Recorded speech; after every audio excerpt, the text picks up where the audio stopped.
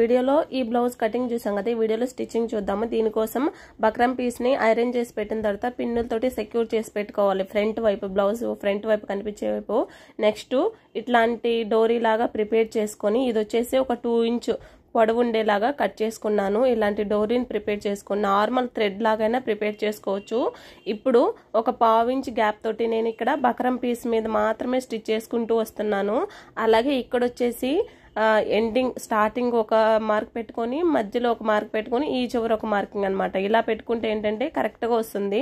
ఇప్పుడు మనం ముందుగా ప్రిపేర్ చేసి పెట్టుకున్నాం కదా డోరీని, ఈ రెండిటికంటే లైనింగ్కి మెయిన్ ఫ్యాబ్రిక్, శారీ ఫ్యాబ్రిక్ అంటే బ్లౌజ్ ఫ్యాబ్రిక్ ఉంది కదా, దాని రెండిటి మధ్యలో లోపల వైపు ఇలా పెట్టేసుకొని, ఇది వచ్చేసి ఫస్ట్ది అనమాట. ఇలా ఫోల్డ్ చేసుకోవాలి, అర్థమవుతుందా? ఇలా ఫోల్డ్ చేసుకొని, ఇదిగోండి ఈ విధంగా ఎలాగైనా ఫోల్డ్ చేసుకోవచ్చు. అలా ఫోల్డ్ చేసుకొని పైన అలాగే మిడిల్లో ఒకటి, ఈ కింద ఒకటి అనమాట. ఈ విధంగా అర్థమైంది కదా? ఏం లేదు, 2 ఇంచ్ వెడల్పు అంటే పొడవు ఉండేలాగా కట్ చేసుకొని ఇలా పెట్టేసుకొని, అంటే లోపల వైపు అనమాట. అర్థమవుతుంది? ఆ లైనింగ్ కింద పెడుతున్నాను నేను, బకరం పీస్ కింద కాదు, లైనింగ్ కింద పెడుతున్నాను. దాని కింద వచ్చేసి బ్లౌజ్ పీస్ ఉంది మనకి. ఓకే, ఒక 1/2 ఇంచ్ గ్యాప్ తోటి ఇలా స్టిచ్ చేసుకుంటూ రావాలి. మనం ఇలా మార్కింగ్స్ చేసుకుంటే ఏంటంటే కరెక్ట్గా వస్తుంది. అంటే అక్కడ ఇక్కడ అని కాకుండా స్టార్టింగ్ ఒకటి, మిడిల్ ఒకటి, ఇక్కడ ఎండింగ్ ఒకటి అనమాట. ఇలా స్టిచ్ చేసుకున్న తర్వాత సేమ్ అదే విధంగా బకరం పీస్ మీద స్టిచ్ చేసుకుంటూ వెళ్తాము ఒక 1/2 ఇంచ్ వెడల్పుతోటి. ఈ విధంగా ఈ బ్లౌజ్ వచ్చేసి నార్మల్ శారీ బ్లౌజ్ అనమాట. అంటే సింపుల్ శారీ ఉంటుంది కదా, అయితే ఈ మోడల్ స్టిచ్ చేసిన తర్వాత దాని లుక్కే మారిపోయింది. చాలా గ్రాండ్గా ఎలిగెంట్గా కనిపిస్తుంది. అంతేనండి, మనం బ్లౌజ్ డిజైన్ చేసుకునే దాన్ని బట్టే ఉంటుంది. ఇది వచ్చేసి మీరు కావాలంటే, నేనైతే 2 ఇంచెస్ తీసుకున్నా, కావాలంటే మీరు ఇంకొంచెం చిన్నదిగా కూడా చేసుకోవచ్చు. 1.5 ఇంచ్ పొడవు ఉండేలా కూడా కట్ చేసుకోవచ్చు అనమాట డోరీస్ని. ఇది మనం నార్మల్గా పంజాబీ డ్రెస్ ప్యాంట్కి స్టిచ్ చేస్తాం కదా థ్రెడ్స్, అలా స్టిచ్ చేసుకున్నాను. అలా మీకు రాకపోతే నార్మల్ ఏంటంటే డోరీస్ ప్రిపేర్ చేసుకుంటాం కదా, కుట్టి తిప్పేస్తాం చూడండి, అలాగైనా చేసుకోవచ్చు. ఇలాగే చేసుకోవాలని ఏం లేదు. ఈ విధంగా రెండు వైపులో కూడా ఇలా పెట్టేసుకుంటూ, ఇదిగోండి ఇలా, ఇంకా ఈ చివరి వరకు కూడా ఇలా స్టిచ్ చేసుకుంటూ వస్తాము. చాలా సింపుల్గా అయిపోద్ది. నార్మల్ బ్లౌజ్ స్టిచ్చింగ్ లాగే ఉంటుంది, బట్ చాలా గ్రాండ్గా ఉంటుంది. మీ బ్లౌజ్కైనా మీరు ట్రై చేసి చూడండి. ఈ విధంగా ఎక్స్ట్రా ఉండేదంతా కూడా కట్ చేసేసుకోవాలి. మిడిల్లో మనకి కొంచెం గ్యాప్ ఎక్కువ ఉంటేనే ఆ షేప్ అనేది నీట్గా తెలుస్తుంది. సో కాబట్టి 1.5 ఇంచ్ పొడవు ఉండేలా కూడా తీసుకోవచ్చు అనమాట. నేను లోపల పెట్టా కదా ఆ థ్రెడ్స్ని, నేనైతే ఇక్కడ 2 ఇంచ్ తీసుకున్నాను. నాకు కొంచెం అనిపించింది అనమాట, ఇంకొంచెం గ్యాప్ ఎక్కువ ఉంటే షేప్ అనేది ఇంకా నీట్గా కనిపిస్తుంది కదా, థ్రెడ్ అంటే మనం కట్టేది నీట్గా ఉంటుంది కదా అనిపించింది. తర్వాత కరుస్ తిరిగే దగ్గర చిన్న చిన్న టక్స్ పెట్టేసుకొని, కార్నర్స్ దగ్గర కూడా టక్స్ పెట్టుకోవాలి. ఇక్కడ మాత్రమే కరువు తిరుగుతుంది, అక్కడైతే కంపల్సరీ చుట్టూ టక్స్ పెట్టుకొని కార్నర్స్ దగ్గర మాత్రం లోపల దాకా కూడా పెట్టుకోవాలి. అయితే మనం స్టిచ్ చేసాం కదా, స్టిచ్ మీద పడకుండా స్టిచ్ దాకా కట్స్ అనేది పెట్టుకోవాలి. ఇప్పుడు ఇలా టర్న్ చేసేసామంటే చాలు, మనకి బ్యాక్ పీస్ వచ్చేస్తుంది. అంటే షేప్ అనేది బ్యాక్ పార్ట్ యొక్క షేప్ చూసారు కదా, ఈ విధంగా వచ్చేస్తుంది. ఇలా కొంచెం అంటే ఇక్కడ నాకు చూసారు పైన స్టిచ్ చేసుకుంటూ వెళ్ళడమే. ఇవి ఉన్నాయి కదా, అవి కొంచెం పొడుగ్గా ఉన్నట్టు అనిపించింది 2 ఇంచెస్ తీసుకునేసరికి. సో 1.5 అయినా తీసుకోండి, అది కొంచెం పొడుగు లేకపోయినా పర్వాలేదు, షేప్ అనేది నీట్గా తెలుస్తుంది మధ్యలో థ్రెడ్ కట్టుకుంటే. 1.5 కాకపోయినా 1.35 తీసుకున్నా కూడా సరిపోతుంది. నేను 2 ఇంచ్ తీసుకున్నా కదా, 1/2 ఇంచ్ పోయి 1 ఇంచ్ దాకా మనకి బయటకు వచ్చినట్టుంది. 1/2 ఇంచ్ పోద్ది, 1 ఇంచ్ ఏం కాదు, మళ్ళీ 1/2 ఇంచే వస్తుంది. అంటే డబుల్ ఫోల్డింగ్ మీద ఉంది కదా, సో దానికోసం అని చెప్పి ఈ విధంగా ఇంకా పైన నిదానంగా, ఇది జారిపోయే క్లాత్ కాబట్టి కొంచెం నిదానంగా చూసుకుంటూ స్టిచ్ చేస్తున్నాను. ఇలా చివరి వరకు కూడా స్టిచ్ అయితే వేసుకుంటూ వెళ్ళడమే.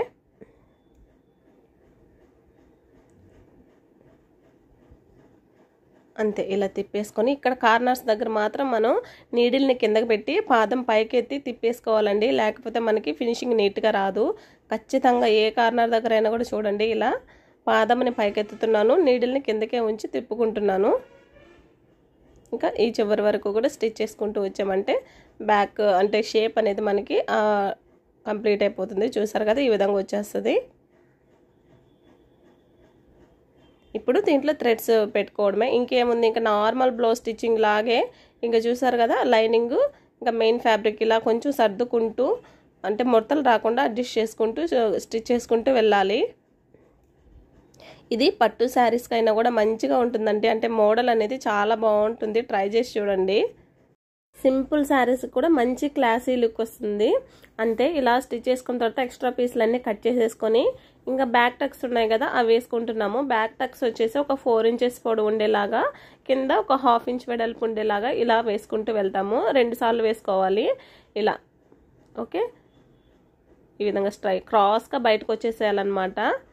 తర్వాత బ్యాక్ పట్టీ కోసం అండి, బ్యాక్ పట్టీని ఈ విధంగా పైన పెట్టేసుకొని ఒక 1/2 ఇంచ్ గ్యాప్ తోటి స్టిచ్ చేసుకుంటూ వెళ్తాము.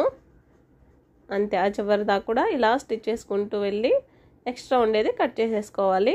ఇప్పుడు ఇటువైపు తిప్పేసుకొని ఇంకొక స్టిచ్ వేసేసుకోవడమే. అంతే, ఇంకా ఇప్పుడు బ్యాక్ పీస్ అయితే కంప్లీట్ అయిపోయింది. దీంతో డోరీస్ అంటే థ్రెడ్ని ఎక్కించుకోవాలి. ఇప్పుడు నెక్స్ట్ ఫ్రంట్ పార్ట్ కోసం, ఫ్రంట్ పార్ట్ కూడా సేమ్ అంతే అండి, ఏమి పెద్ద చేంజ్ అయితే ఏం లేదు. నెక్ వచ్చి ఈ నెక్ కదా, దానికే బక్రం పీస్ని ఐరన్ చేసిన తర్వాత ఫ్రంట్ వైపు మనకి కనిపించే వైపు అంటే శారీ యొక్క బ్లౌజ్ యొక్క ఫ్రంట్ వైపు వచ్చేసి లైనింగ్ పీస్ని పెట్టేసుకొని దీన్ని కూడా తిరగేసేసుకుంటాము. బక్రం పీస్ పెట్టుకుంటే ఏంటంటే మనకి నెక్తో పెద్ద పని ఉండదు. జస్ట్ అట్లా స్టిచ్ చేసి నార్మల్ నెక్ మనం ఎలా అయితే తిరగేసుకుంటామో అలా తిరిగేసేసుకోవడమే, చాలా సింపుల్గా ఉంటుంది. అలాగే నెక్ షేప్ అనేది చాలా బాగా కనిపిస్తుందండి ఈ బక్రం పీస్ వల్ల. నెక్ షేప్ కనిపించడం కోసమే మ్యాక్సిమం దీన్ని వాడతారు. అయితే ఏ షేప్ అయితే మనం కట్ చేస్తామో ఎగ్జాక్ట్లీ అదే షేప్ ఉంటుంది. మీరు నార్మల్గా ఈ పీస్ లేకుండా, బక్రం పీస్ లేకుండా ఎలా స్టిచ్ చేసినా సరే షేప్ అంత నీట్గా ఉండదు, కానీ దీంట్లో అయితే షేప్ చాలా నీట్గా ఉంటుంది. ఇలా లోపల వైపు తిప్పేసుకున్న తర్వాత పైన ఒక స్టిచ్ వేసేసుకొని చుట్టూ కూడా లైనింగ్ మెయిన్ ఫ్యాబ్రిక్ రెండింటిని కూడా జాయింట్ చేసుకుంటున్నాము. ఇది మనకి ప్రిన్స్ కట్ అండి. ఈ విధంగా మొత్తం జాయింట్ చేసుకోవాలి, లైనింగ్ ఇంకా మెయిన్ ఫ్యాబ్రిక్ 2 పీసులను కూడా ఇదే విధంగా ప్రిపేర్ చేసుకోవాలి. ఇంకా ఎక్స్ట్రా ఉండేదంతా కట్ చేసుకోవాలి. మీరు ఫస్ట్లో మీకు అర్థం కాలేదనుకోండి, ఎదురెదురుగా పెట్టుకొని ఫస్ట్ ఫ్రంట్ పార్ట్లని లైనింగ్లు జాయింట్ అంటే ఒకవైపు మాత్రమే జాయింట్ చేసి తర్వాత తిప్పేసుకోండి, లేకపోతే ఉల్టా సీదా వచ్చేస్తుంది. సో దానికోసం అని చెప్పి కొత్త వాళ్ళకి అది కొంచెం కన్ఫ్యూజన్ ఉంటుంది కదా, ఫస్ట్ నెక్కులు 2 కూడా ఎదురెదురుగా వచ్చేలా పెట్టుకొని ఒక సైడు స్టిచ్ చేసుకున్న తర్వాత రెండింటిని తర్వాత మళ్ళీ స్టిచ్ చేయండి. ఇప్పుడు మనం మార్కింగ్ చేసుకున్నాం కదా ప్రిన్స్ కట్కి, దాని పక్కనే స్టిచ్ చేసుకుంటూ వెళ్ళాలి, ఒక పాదం అంతా గ్యాప్ ఇచ్చుకుంటూ. ఎందుకంటే మనం కట్ చేయాలి కదా, సో అందుకని చెప్పి మధ్యలో మనకి గ్యాప్ ఉండాలి. చూడండి, నార్మల్గా ఇది అందరూ కట్ చేసి స్టిచ్ చేస్తారు కదా, అయితే నేను కూడా యూట్యూబ్లోనే చూసాను, స్టిచ్ చేసేసి తర్వాత కట్ చేస్తున్నారు. మనం కూడా అలా ట్రై చేద్దామని చూస్తే చాలా సింపుల్గా అవుతుంది. సో నేను కూడా అదే ఫాలో అయిపోతున్నాను అనమాట. ఈ విధంగా కట్ చేసేసుకొని ఇంకా పైన పెట్టేసుకొని స్టిచ్ చేసేసుకోవడమే. అంతే, మనం కింద వరకే కట్ చేస్తాం రెండోసారి. ఫస్ట్ సారి అయితే పై వరకు వెళ్తుంది, ఇంకా అక్కడి నుంచి ఇలా స్టిచ్ చేసుకుంటూ వచ్చేస్తాం. సింపుల్గా అయిపోతుందండి, అంటే కన్ఫ్యూజన్ లేకుండా ఉండేది. అంతకుముందు నాకు కొంచెం కన్ఫ్యూజన్ ఉండేది అనమాట, ఇదా అదా అని కన్ఫ్యూజన్ ఉంటుంది. అంటే నార్మల్గా ముందు కట్ చేసేసి మళ్ళీ జాయింట్ చేసామంటే, సో అదే అనమాట ఇక్కడ. అంతే, అయిపోయింది. చూసారు కదా, షేప్ అనేది మనకి నీట్గా వచ్చేస్తుంది.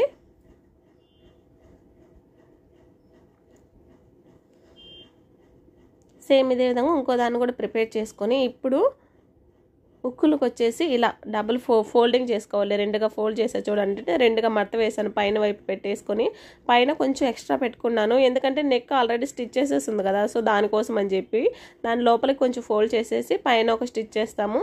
ఇప్పుడు ఇటువైపు తిప్పేసి ఒక స్టిచ్ వేసేసుకున్నామంటే అంతే, హుక్కులు పట్టి కంప్లీట్ అయిపోయింది.